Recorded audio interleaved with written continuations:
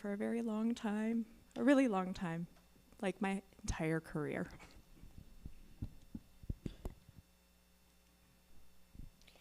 Hi, and I'm Kiki Redhead. I am Global CMF and Trend, and I run the design house for Sherwin-Williams Industrial Coatings, not house paint.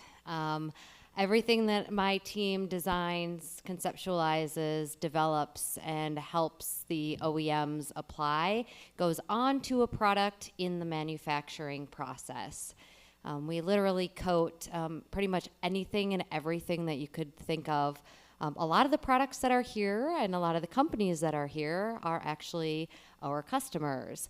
So you'll see paint on things that is Sherwin-Williams paint and not even know it. Many of the things that you touch every single day are covered in Sherwin-Williams. And I know there's a lot of people out in brand and logo design and who are, big sustainability type people that really hate the Sherwin-Williams logo, Cover the Earth, because it literally looks like we are pouring red paint all over the planet.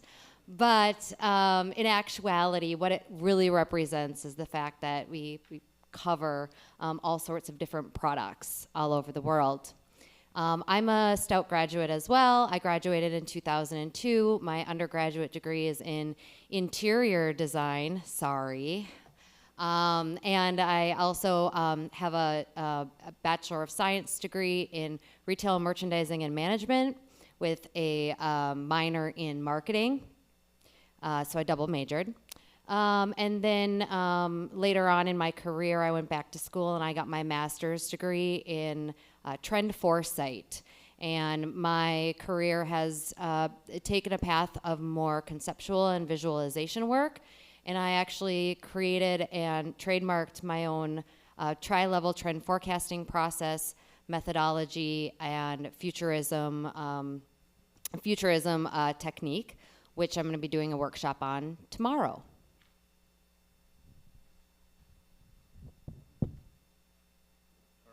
Okay, what's next?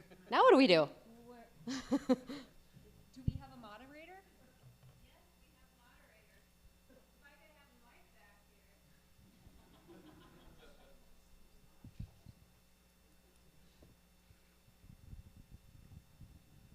here. Turned it off real quick, so I apologize for that. I guess, what are some things that surprised you about, and I gave him some questions, but I think this is a question I didn't give some of you. What surprised you about your career path from the beginning to where you're at now? Did anybody ask that yet? All right, perfect question. So what surprised you? Like, you have these expectations when you're a shiny, bright student, and then, I don't know, 20, 30 years later, you're here. What surprised you? For me, I think it's the continuity or the connection of every step that I took. Stout was my third school trying to get a degree in design. And along the way, I met several people that are still in my life.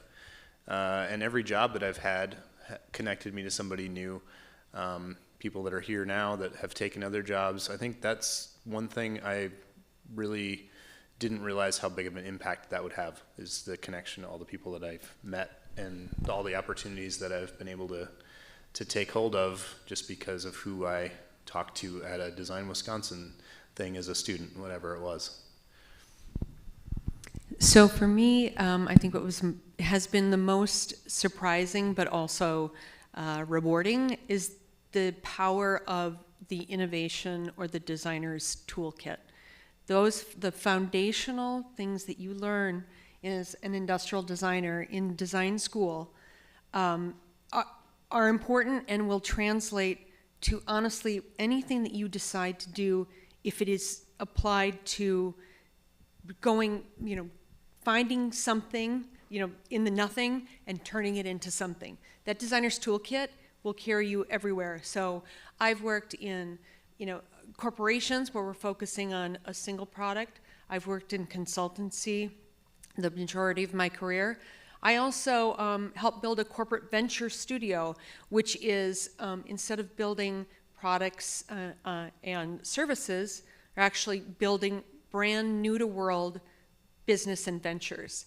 And while the audience and the people that you work with or work next to in each one of those scenarios change, and the metrics of success of the outcomes of each of those changes, the toolbox is exactly the same. It's clarity of problem before clarity of solution.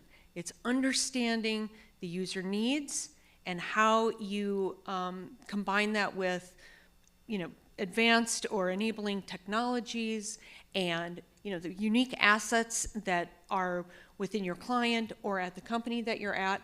That toolbox is exactly the same. So, I would probably echo kind of what I built off this morning, but to your point, the skill set of the designer can be applied in so many ways. The mindset, I would say a few months ago, I was in a couple meetings around our designer career development, and there was no good framework for what in the hell it looked like because no one had ever done it before. So I basically partnered with HR and said, we're going to treat this like a design problem. What do people want to know? What are their questions? What are their fears? And we just kind of peeled it apart, taking that same process and toolkit and applying it to a completely different area of the business. And we had great results. I think having the mindset to take on those challenges as design problems with confidence, because you know the process, and if you're confident with your skills, I think that's probably been the most surprising thing for me, is being able to apply that process in a variety of areas. just one more thing to add to that. Along with the designer's toolkit, that is like the superpower that you will bring anywhere you go, because we have a unique ability to identify the non-obvious opportunities, and that's where the gold is the be able to say, but what if we do this? Because you're thinking about the world a little bit differently. You're thinking about it in a non-linear sense, and that is such a huge superpower. So you were listening this morning? And because I work for such a giant company, I'm going to talk about when that doesn't work, okay? So when you have a bunch of people that you have to appease, and persuasion is the one thing I would say, that's the biggest thing that I would say that surprised me, your persuasion skills. So when you design something great and you think it works and it's the most amazing thing and it's your baby, right? And you've done all the research and you think that this has to work and this is amazing and you know it's gonna work, but you can't persuade the right people to buy it or buy into that product, then it fails. The persuasion skills, that was the biggest thing I think, and that surprised me when starting to design, but also I find lacking coming right out of school. So I would say amp up your persuasion skills. So when the design doesn't work and all else fails, work on that. Yeah, and I'm gonna add to that. So once you've persuaded and everybody else is on board, probably the biggest thing that surprised me is, and I joke about this in like almost every presentation that I give, is that I never imagined that all these years later, essentially I'd be a translator. So I'm constantly translating designer vision, designer concepts, design speak into technical terminology, scientific formulations, in order for the chemists, the engineers, the manufacturing facilities to be able to understand what a happy blue means.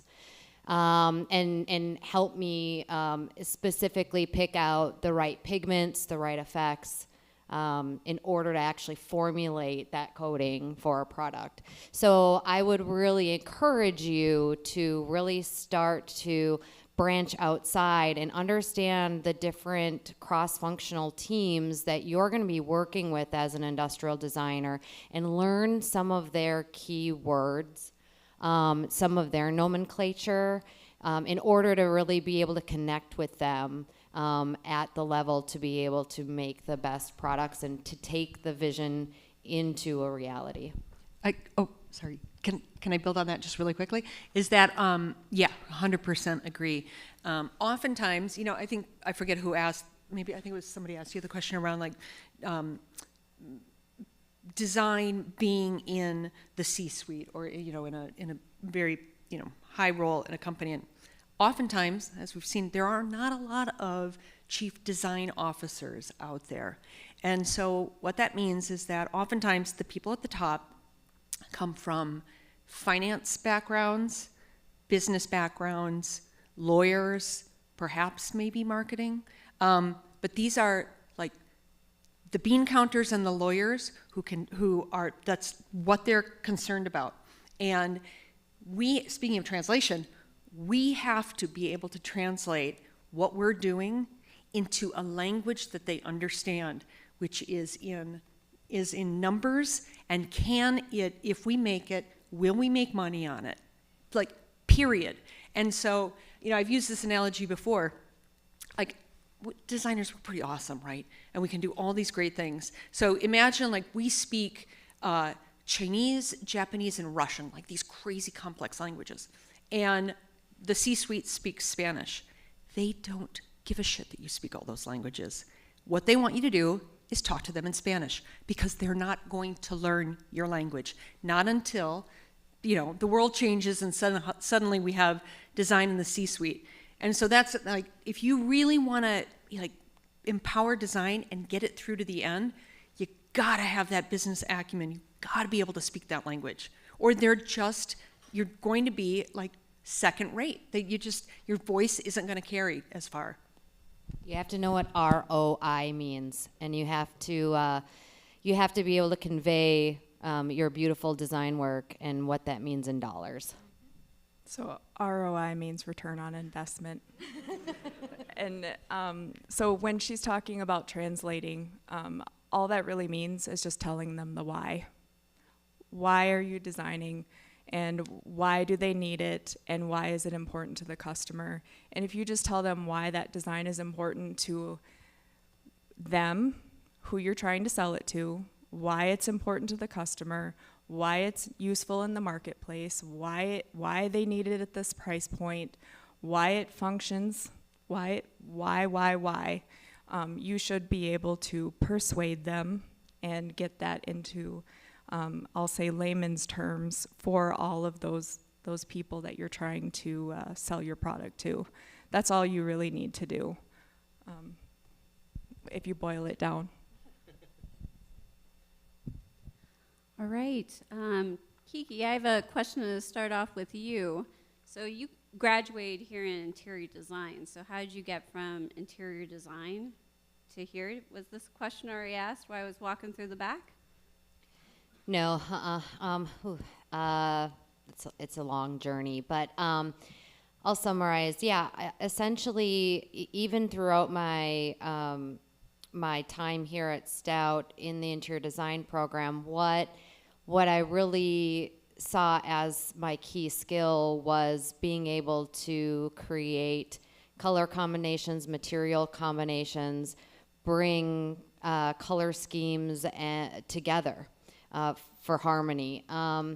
You know, sitting at my drafting table for, 12 or 14 hours a day wasn't what got me excited. Finding a really cool textile upholstery fabric with some curtains and floors and wood furniture. Oh, sorry, that's the wrong company. Was really where I thrived. So after college, I actually jumped right into the coatings industry, and I did work on the house paint side of Sherwin-Williams. And I was in what they call a color marketing and design position. And so this is where I would design colors for fan decks, where you go to the store, you pick out your paint color, and then you paint your wall with it. I was the color designer for Dutch Boy, Pratt & Lambert, Martin Senior, Martha Stewart, Krylon Spray Paint, Thompson's Water Seal, Minwax Stain. There's a whole slew of other brands that Sherwin-Williams owns that most people don't know. Now also we own Valspar. But this is kind of where I started understanding how color is applied, to the wall, but how can it be applied to other types of products? And so this got me really very, very curious. After my time at Sherwin, the market crashed, the housing market tanked, everybody was being laid off everywhere, and I ended up going out on my own at a kind of very scary time. And I had joined an organization back in 2003, shortly after I graduated, called the Color Marketing Group. It's the international premier organization of color design, color forecasting, and color science professionals. And in that organization, I networked, to Hans's point, with and met and became, colleagues, peers, friends with a lot of professional color designers. At the time, mostly in the automotive world, called color and trim designers, is where we really kind of saw that specialization of what CMF has become today. And it started to open my eyes to understanding that there's more to color design than just designing paint and designing paint for people's houses. And so as I was forming my own global color and trend agency, I was able to take on opportunities with companies who were seeking people that had expertise in color where they had the expertise in designing and manufacturing product. And that was kind of the pivotal moment in 2008 when I went out and was able to start working with product manufacturers. And I had the fortunate opportunity to live and work all over the world. I lived in Kuala Lumpur, Malaysia. I worked in Abha, Saudi Arabia for 2.5 years. I lived and worked in Italy, in the UK, in France, came back to the US, and also got to work at Polaris for a while, working on creating their CMFG group, which I believe is the group that Michael runs now. And then got scooped back up with Sherwin-Williams when they acquired Valspar. And that was 2017. So, yeah, that was the pivotal moment, though, where my career shifted from house paint and interiors work to more application to product. I have a question for you. Your international travels and seeing different places in the world, how did that form your perspective on the value of color? Yeah, so I did my master's thesis on the future of color and consumer behaviorism, and all my research was essentially, is based around, we'll say, demographics, quote unquote stereotypes, but then also understanding the path forward of individuality. It's also looking at, migration and shifts and changes in mindset, culture, religious affiliations, and how these aspects are changing regionally, but and then nationally, and then of course internationally. And it really gives you a major appreciation, not only for these different cultures, but then also for the colors that, we kind of categorize to represent different cultures. So to expand on that, question for all of you, Kiki already explored this, but have you felt that there was a turning point in your design career, and was there an eye-opening moment? No.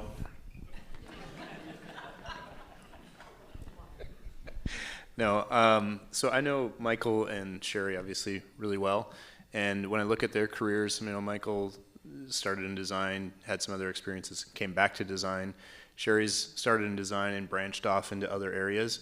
My career has been extremely linear, and sometimes I feel like that is sort of what you imagine in school. It's not probably typical where you just take, step by step, moving forward slowly on a sort of straight and narrow path, but that's the career I've had. And I think why that is awesome for me is I really love design, and I just love that to continue on with that. Now in a leadership role, it's sort of a whole new chapter for me. It's still in that sort of path, but now I'm not designing as much, and I am trying to help other people do their best work. So I think, I don't even remember what the question was now, but Surprises. And you said no. yeah. Turning turning point point, in turning your point, career.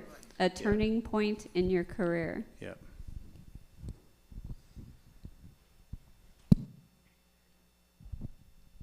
I spoke about one this morning, but I think I'm kind of in one right now, to be honest, at Polaris, where, there's been a legacy of Polaris design in power sports, and we've led a lot of things. But, what got you here won't get you there. And so we're kind of in a transitional phase. And so we're actually in a moment, and this is a pivotal moment for me, of where we get to kind of rewrite the book in terms of what design means at Polaris in some ways. And we're doing new things that, have never been done at the company. And so it's exciting to not only take on those challenges, but also reimagine the value that the team brings to the organization. And I find that extremely rewarding to push our teams and the work that they do and leverage their skills and their superpowers, right, in new and unique ways. So I'm kind of in that phase right now of a transition and pivotal moment. I am extremely jealous of you. I feel like we are always in pivotal points all the time. We're spinning at Ashley all the time. Ashley often talks about rebirths at the company, and it's not just the whole company, it's every department. It requires a rebirth. I will say within our department, we've had multiple pivotal points of rebirths. In our department, automation and robotics was a rebirth in our department, where we had to pretty much change the way we're designing and what we're designing for. That was a time where that was a pivotal moment for domestic case goods for our U.S. designing and development and our plant here. Another time was when we decided we were going to design and develop RTA furniture. So we design, develop product that is built and assembled in the States, and then we design and develop flat pack furniture that was made overseas. So a whole different type of product. So that's a whole nother pivotal moment, right? And now we are in a whole nother pivotal moment, trying to figure out maybe we should be designing differently as a whole, to your point. How should we design? Should we be designing differently? AI is a factor. Who should we be designing for? Who should Ashley be designing for, right? We're always in pivotal moments, and Ashley is known to always be thinking about that kind of thing. They have a saying, if you're comfortable, that's a problem. So it's always a pivotal moment. I don't think being comfortable is acceptable at Ashley. Yeah, I didn't want to imply that linear is boring or without change. I think design is always changing, and you kind of, are always reacting to that. I think when I think of a pivotal moment, I feel like that's a moment that takes you off your course. Yeah. And I think for me, those things haven't really jarred me in a way away from design or in a completely new mindset, but I think always being like excited about the change, can keep you on a path too. So my answer is just a little bit different. So a pivotal moment that I can remember was I was asked, a few years back, I was asked to go and attend a conference, a closed session conference in Washington, D.C., where they were talking about the global breadbasket insecurities. So what could happen, threats that could threaten the global food basket.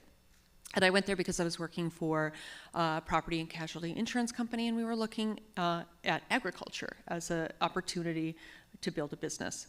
So while I was there, very important people there, 5-star generals, incredibly well-known people in the public eye from news and places like that, incredible scientists. And in the last panel, the woman who had invited me came over and she said, we have a panelist who can't get here. Can you step in? Like, okay. And so I ended up being on a panel with a very well-recognized and popular news anchorman who had been wounded severely in covering some maneuvers in Afghanistan. I was with a person who was doing exceptional research around Ebola, and there was one other person who I can't remember. And like, there's me. I'm like the product designer, and I'm talking about global food basket insecurities. And so there was some question was given around like, what have you done in your life that really stood out or that was really meaningful? And I told this story about it's actually hanging up here. I haven't walked around much, but a GE infant warmer. And so, it's a GE, I was working with a consultancy, GE came to us, and they had this new heating technology, but they needed to completely reinvent like the entire usability of a baby warmer. Basically, it's a French fry warmer for babies. Baby comes out, they put it in the warmer, keeps it warm while they do all kinds of stuff onto it. Yeah, salt and pepper. No, okay, and so, I had been at a conference, so I worked on that. I very successful, it won a bunch of design awards. But a few years later, I was at a conference and was talking about this project. It was a design conference. And this woman came up to me, and she had tears in her eyes. And she just said, well, I just really want to thank you for what you designed and developed and your story. And I was like, oh, why? And she said, well, I'm really glad to meet you because, she said, because of the work you did. See, I'm going to choke up. I got to spend 3 whole hours with my grandbaby before he died. Because the design, allowed people to come in and have that touch and all that kind of stuff. So, anyway, I told that story to the audience. And the questions continued. And at the end, the facilitator said, does anybody here have any questions for the panelists? And I'm like, I'm off the clock. I mean, there's like amazing people on the panel with me. Everyone's hand went up, and every question was for me. The designer in the room who didn't have really anything in common with the rest of the people in the audience. But like that story really showed me like design is like is one of the most critical elements in actually, like, when people say design can save the world, it really can. And that was like a moment for me where I got that feedback from the audience. So. That's great. I just wanted to ask another question kind of building off of this, but we were talking about changes, and I'd love to hear everyone's response, but I might pick on Angel a little bit. I think she'll have some good insight here. How do you adapt to those changes? Even talking about earlier, we mentioned AI. What seems like maybe a smaller change is really significant, or just the state of the world, and kind of how do you push forward? So your question is, how do you adapt to all the changes?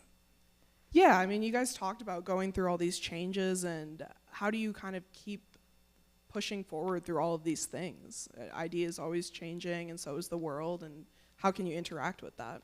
Yeah, it's a lot of moving pieces. It's a lot of, I'll say, it's a lot of continuous communication with the teams, and it's a lot of, look, Ashley's huge, so they do have a lot of like State of the Union meetings, and our CEO is very good about having a lot of those open communications. He's very transparent with what's happening worldwide, and connecting the dots for people. And he's very leadership driven, and making sure that the leaders of the company send the message down.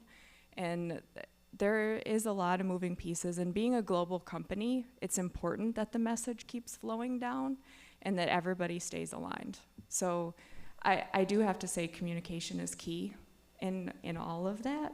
I think that's the most important thing, but it is hard to keep everybody on the same path when it's so huge, right? And we've got teams overseas, all over the place, boots on the ground, moving and migrating and doing all different things. But I do have to say the plans are put in place, and everybody understands the mission and the goal.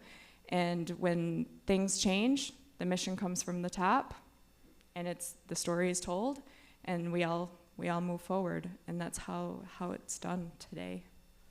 So I was going to comment on one of the skills that designers have is design critiques. You put your work up on the wall, you critique it, you talk about it with each other. And one hard skill to learn when you're a young designer is to not to fall in love with one of your designs, right? I had a teacher at one point that was like, throw away your first idea. Because usually you fall in love with it and you spend a whole bunch of time on it, just throw it away, start over. I think that is a great skill in dealing with change, is not to hold too tightly to the way things are now, because they are going to change, and a designer's ability to always look for the next thing, it doesn't feel like a change. It just feels like the continuity of how things move. Don't fall in love with your first design. Just to build on that a little bit, I think change is going to happen, right? Every day it's different. Challenges in the business are different.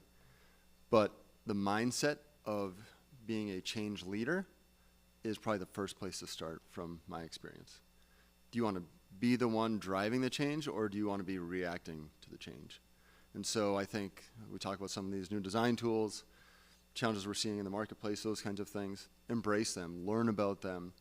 Again, stay curious, and just arm yourself with as much information as possible so you can have intelligent conversations and make decisions about those things to help your team, the business, whatever it might be. So be a change maker is one way to put it, versus the reactive type person.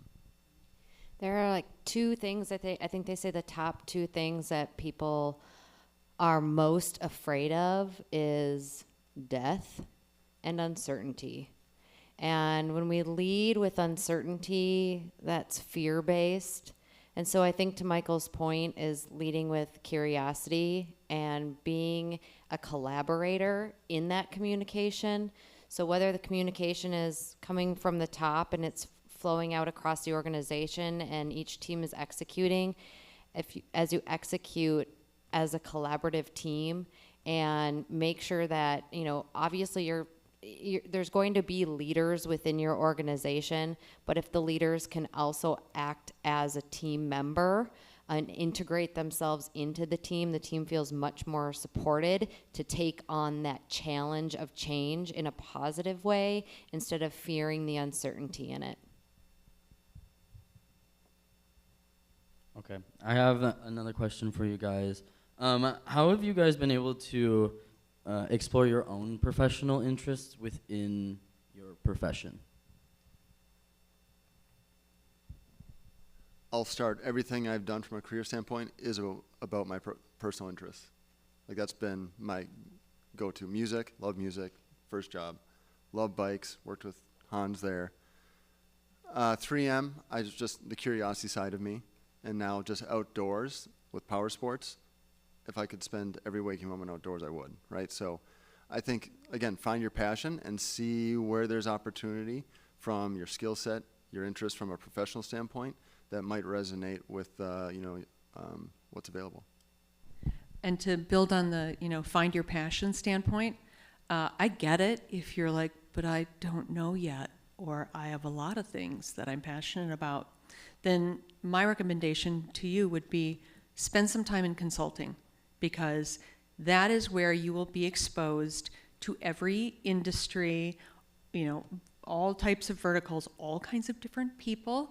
And inevitably, you will, as the mysteries of the universe are unlocked for you, you will start to understand I'm uniquely interested in this certain industry or this sector that I had never considered before, because you've been exposed to it through consulting. So I think that's especially coming out of school, I think that's a really nice place place to start, because it will expose you to just all kinds of different things that you can then take that and then, dive in further to that particular industry or interest if you'd like.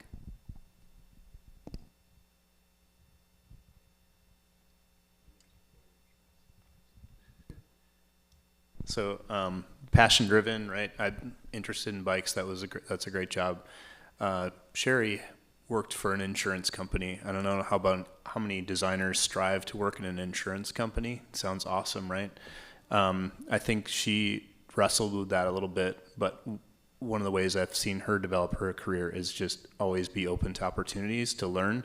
And that was an incredible experience that just accelerated your ability to work within businesses and all that stuff. So I think being open to the opportunities is another way to control your destiny. So if you're not open to those opportunities, if you don't jump at things that sound even a little bit interesting or a little bit of a challenge, I think you're going to miss out on developing yourself. Yeah, when I announced on LinkedIn that I had left my previous position and had joined American Family Insurance, my inbox was filled with people saying I'm sorry, what happened? I thought you liked design. Well, then when I explained to them, well, do you like insurance? No. Do you trust insurance? No. Well, what if I was giving you the opportunity to fix that? And I was like, do you have any openings? So, but again, it really was. It was just take the chance. Yeah, I think too, if you have multiple passions or even things that you're just interested in, if there's a way to combine some of those, I think Michael said it really well. He loves to spend time more outdoors. He loves to design. He loves music, and he's gotten the opportunity to combine some of those things as he's gone along. And so for myself, my two passions are dance and color. I did one and then I pivoted and did another. And so as that has continued to go on in my career in the color space, I've gotten the opportunity, and as Sherry mentioned, within a consultancy, you have the opportunity to work in a bunch of different industries, a bunch of different segments on a bunch of different products, and maybe you'll be able to find multiple interests that you have and bring those together in a combination. I think that's the real win, is when you can kind of bring all sorts of different things that you love together or that you find interesting together in your career. Yeah, I was just going to bounce off of that a little bit about saying yes to the opportunities out there, because I know that there's students in the room. I've talked to a lot of students, both high school and college, but say yes to the opportunities that present themselves. I did at one point move to China, lived there for a year and a half working for Ashley. Did not want to do that. Did not want to move to China. Did it anyway. It opened a lot of doors for me and exposed myself to things that I didn't see coming. But again, saying yes to those opportunities will do immense things for you in your career and your personal growth. I think that my passion is exposure to the opportunities. I'm still learning. I'll come across things and be like, whoa, I didn't know I was passionate about that, and I think that's cool. You'll learn those things as you grow. I also think that your passions can change. I think that you should understand that too. Don't think that when you graduate here that passion of yours will always be that. I think that those things can change. When I started, and as a designer, I was very passionate about design. Today, I'm very passionate about leading my designers. I love them. I want them to grow, and I'm very passionate about that. It's very different for me today than it was when I started designing. So you will grow, your passions will change. Just be open to that as you evolve.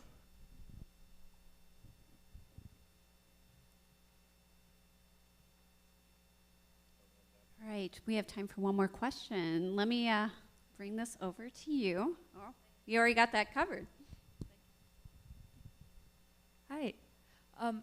My question is, as a new grad, how do I market myself as a designer and present myself better to be employable?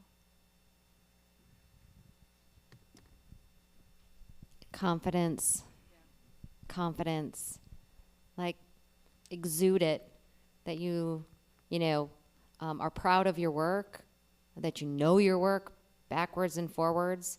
And one of the things that I really look for when I'm hiring for my industrial design team, my CMF team, is the ability to collaborate, and super, super excited to work with other people, not just drown yourself in your own project in a parallel path, but to make sure that you're excited to work with everyone on the team. At Ashley, we have a saying. We always have a saying. So many sayings. We hire for attitude and train for skill. So be yourself, be authentic, be who you are. That will always shine through. Try not to be marketable. Just be yourself. We can see that. We really can. Just be authentic. And I think that truly will be the biggest, truest thing that I think that we hire for. I feel like we want to work with you. We want to spend the time with you. And I feel, to me, like that's the most important thing right off the bat, is that that's someone we can collaborate with, to your point, someone we can work with and we can train those skills with. And confidence obviously is a good factor. It shows that you can present yourself well. Communication skills, very important. And making sure that you can communicate with others, collaborate, to your point, all important things. I think if you really want a specific role or a job at a company, put in the time, learn about that company, understand what drives them, what their values are, and use that as kind of a comparison. Like, would you align to those personally, first of all? Secondly, curate your work that you're presenting to them to answer the questions they might have or what they might be curious about. Every one of us in this room has a broad skill set, but for each company, they might lean more heavily in one area than another, or based on maybe, you could look at who else they're hiring. Are they gravitating towards certain skill sets and types of people? Curate your portfolio, your communication, your interactions with that organization to be best suited and best positioned to have a really meaningful dialogue with them and put you in the best light. I think you should show up for Design Wisconsin and ask that question. That's one move you could do. But I am serious. The asking questions of other designers, talking to leaders, you really have to put yourself out there. It's like a dating game. I mean, it is. It's painful. It's awkward. You feel silly talking to somebody that heads a design group at a company, and you're just a student. But those connections are super important, like I talked about earlier. You can ask people to be, like you can job shadow, you can ask for a mentor. Like there's lots of different ways that I think you connect with other designers. That's my advice, is just get out there and ask for help. It's not gonna come to you. You have to go for it yourself. Yeah, and my last bit of advice, and this just comes from a very recent experience, and I can't believe I have to say this, but if you do get time with somebody, whether it's virtual or in person, send a thank you. I recently interviewed a ton of people for an internship. Do you know how many thank yous I got back from the time that I sat with them for a half hour out of my day to learn about them, to see if they could be part of our company? 1. So send a thank you. Goes a long way. I'm going to just add one little thing, too, is I agree, by the way, on the thank yous. But join professional organizations as a student member, because there's literally no better place to meet professionals that have been in the industry for a long time. and get to know them. So your IDSA chapters, your color marketing group chapters, you know, any professional organization that is within your skill set, you can network there. All right. I want to thank you all for your time. If everyone could give them a big shout out.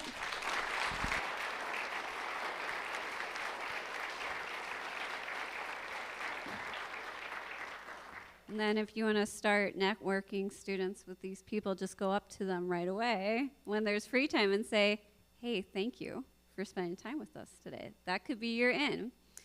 All right. We are going to move to the next section. This is not on the list, but if Dave, Richter O'Connell, and the IDSA group could go to the stage.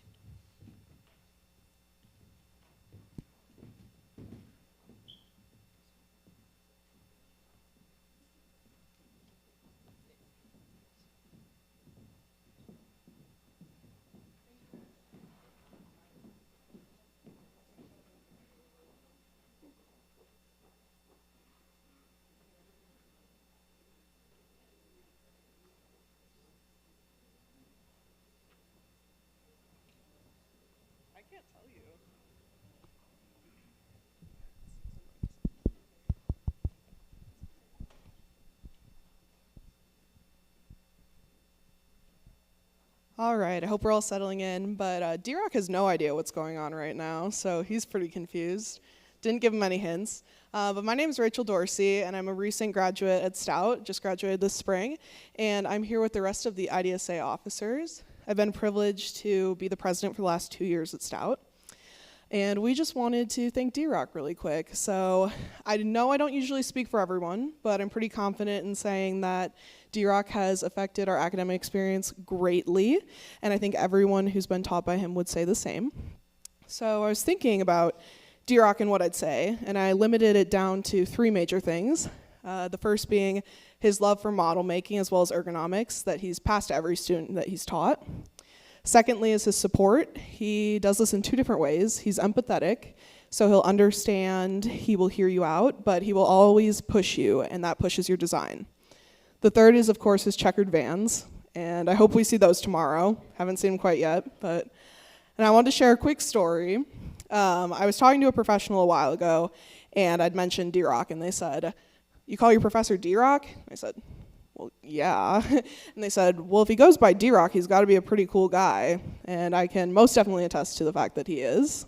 So we can't thank you enough, but we thought we'd kind of try. So we brought you a little gift. And thank you so much, D-Rock. Can we get a round of applause?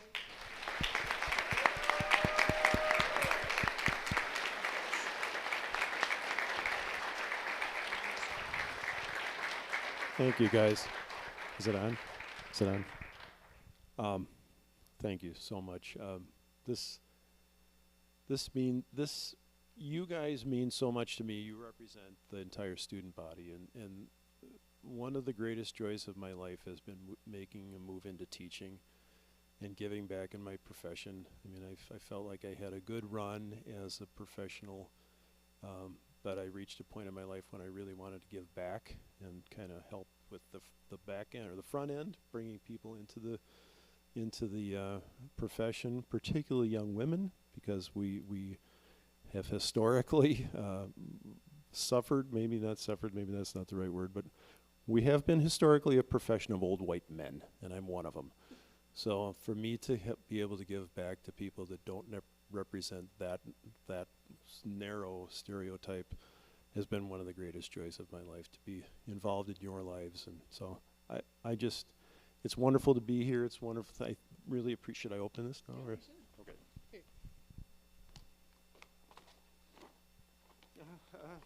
So for those who can't see, we took a group picture before senior show, and we have the goofy one as well as the more professional one. So.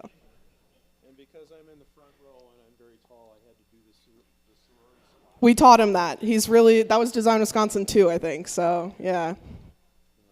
So awesome. Thank you so much. Thanks, D-Rock.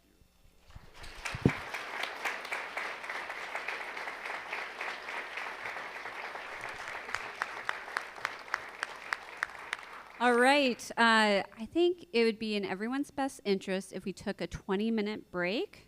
So we'll come back in 20 minutes. And we will finish with the Merit Awards. Thank you.